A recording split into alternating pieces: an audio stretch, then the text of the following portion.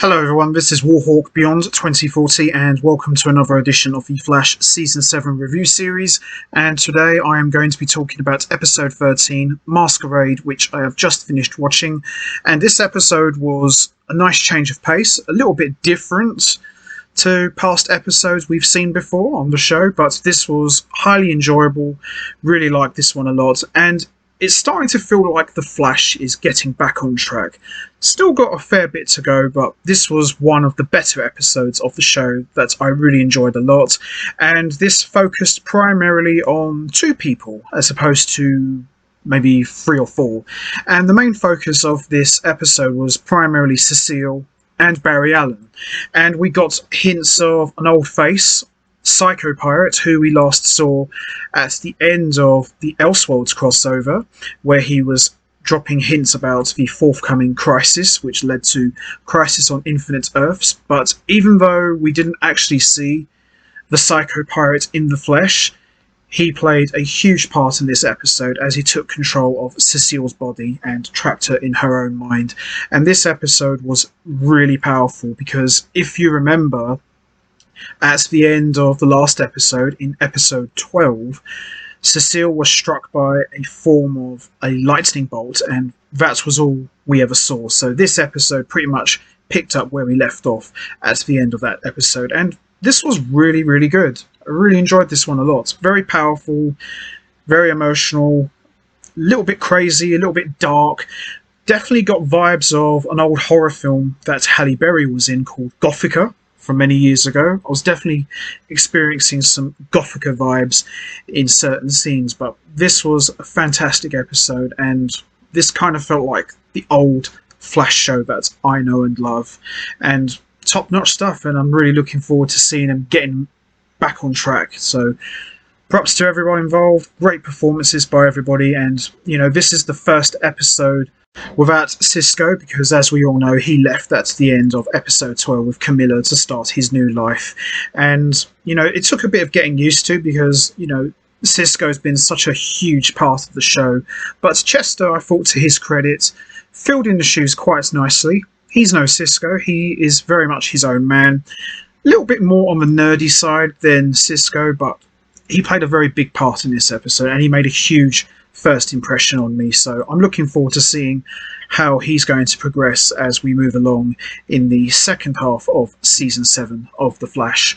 So with that all said, let's get right into it. Let's talk about episode 13, Masquerade. So this episode opens up at the West House, where we see Joe is looking into Kristen Kramer's background but keeps running into redacted files. Cecile is able to offer him a lead as one of her clients apparently served with her in the military, though her file has no record of that service. As Joe leaves, Cecile's eyes go white and we cut to another Cecile, this time the real one, trapped in a cell in a local mental health facility. At Star Labs, Chester is making the lab his own, but he's still very much insecure about the transition and taking over Cisco's role with the team. When something he sets up fails, he goes to the archives to get it and runs into Barry and Iris in a position. Barry goes to meet with Cecile at her office, and while there, Barry suddenly starts to feel weird. It turns out it's not really Cecile, and whoever it is has trapped Barry in a mindscape with presumably the real Cecile in what looks like a mental institution, as we saw earlier. At Star Labs, they realise that if Barry doesn't come out of his coma soon, he won't ever come out, and Chester suggests that Cecile use her powers to see if someone is in there with him. She soon says that she sees something glowing gold like a mask, and that's where we see the Psycho Pirate's gold mask. Chester goes to the villain binder and pulls out the card for Psycho Pirate, and Cecile confirms that what she saw. It turns out the mask is going to be on display at a museum in Central City, and Chester explains that the mask feeds off the mind of its host, and they devise a way to save Barry, but they need the mask there in order to do that. Cecile suggests that it's too bad they don't have the mask, spawning the idea that the team should steal the mask. Now, this gold mask of the Psycho Pirate played a huge part in this episode. Kind of reminded me of Dr. Fate's mask, but instead of using the mask for good, you're using it for evil. In the Mindscape, Cecile reveals that she's been trapped there ever since she was struck by the lightning in the Force Storm. Barry suggests that he doesn't have any powers in the Mindscape, and he summarises that they're in an old memory. Suddenly the door opens and Cecile panics, but they leave the room looking for an escape. They try all the doors, but they are still locked in, and they turn a corner and they find a portal that leads them back to the real world, but it vanishes and they encounter another Cecile, this time deranged and in a straitjacket, and she whammies him. Sue shows up to help with the mask heist, and there's a complicated security protocol in place, and Chester suggests that Cecile could use her powers to get the security guard to open the vault for them. Chester is convinced she can do it, and Cecile agrees.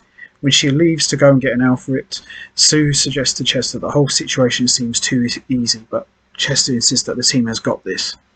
We then see Sue and Cecile use some sweet ballet skills to get beyond the security lasers so she can disable them, and then Cecile drops in. She gets the security guard to open the vault, and Sue tranquilizes him, and then Cecile takes the mask. At that exact moment, everyone figures out what is going on, that Cecile is not the real Cecile, but it's too late. We now see Cecile is fully possessed by the Psycho Pirate. At Star Labs, Sue is hard on Chester for his mistakes, but he made, and Chester is in turn too hard on himself. Iris later talks to him in his lab, and he tells her that he acted confident and brave even if he didn't know what to do, and he's struggling to live up to Cisco because he doesn't know Team Flash very well. While they're talking, Chester realises that where Psycho Pirate Cecile is going, straight to the Thinker's chair. In the Mindscape, Barry wakes up and confronts Cecile about where they're trapped. She reveals that they're in a psychiatric hospital outside of Houston where she was once a patient, and this is where we get to learn a little bit more about Cecile's backstory. She explains that during her first year of law school she got a job interning for the DA and her mum got sick, but her mum encouraged her to keep working. With it, she also explains that Cecile was at court when she got the call that her mum had just died. Cecile blamed herself for her mum dying alone, and it sent her into a dark spiral of anxiety and depression. She ended up having a breakdown and in hospital, and she was ashamed and afraid, so she pretended that it never happened and has been living with the pain ever since. Barry gives him a classic pep talk to Cecile and realises that if she can confront her past, she can get them home. Psycho Pirate Cecile gets to the Thinker's chair and plans to create a permanent bond with Cecile. Iris shows up and they engage in a fight.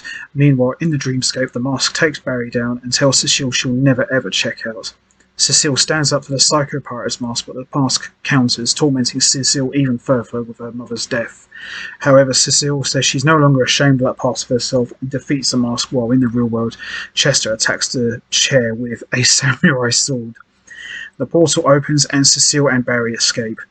The mask gets taken to Argos. Sue apologises to Chester for being hard on him and decides to stick around for a while, as Ralph is still busy. Yeah. Cecile thanks Barry for his help and then goes home to talk to Joe. She tells him about her anxiety and Joe is very supportive. He then tells her that he has found out that Kramer never finished her last army mission as she led them into an ambush and she was the only one who survived. Joe figures out that she was working with the enemy. And that ends episode 13. Excellent episode, very powerful, a little bit crazy at times, but really enjoyed this one a lot. Kind of going back to classic form for the show. Hope it continues. Great to see Psycho Pirate back, even though we didn't actually physically see him. But, you know, it was great to see him back because we hadn't really seen him since End of Elseworlds, and he wasn't in Crisis on Infinite Earths, even though he was the only one who remembered the collapse of the multiverse at the end of the Crisis on Infinite Earths graphic novel. But it was great to see him back in some capacity. But I'm really looking forward to seeing what happens next in episode 14. So with that all said, I'm going to wrap this up now. What did you think of episode 13? Did you enjoy it? What was your thoughts on the Psycho Pirate taking control of Cecile? Did you enjoy that? And also, what was your thoughts on Cecile's backstory? Do you think they did a good job handling that? Or do you think we might get to see a bit more of her backstory in future episodes? And also, what was your thoughts on Barry and Cecile being trapped in Cecile's mind? Did you get some vibes of Gothica or some horror moments when you saw that scene, you know what to do, guys. Hit the like button, hit the subscribe button, leave your thoughts and comments down below, and I will see all of you next time for another edition of the Flash Season 7 review series, where I am going to be talking about episode 14, which I am actually looking forward to talking about and looking forward to seeing. Should be a good one. So until next time, take care everybody and stay safe, and once again, thanks for listening.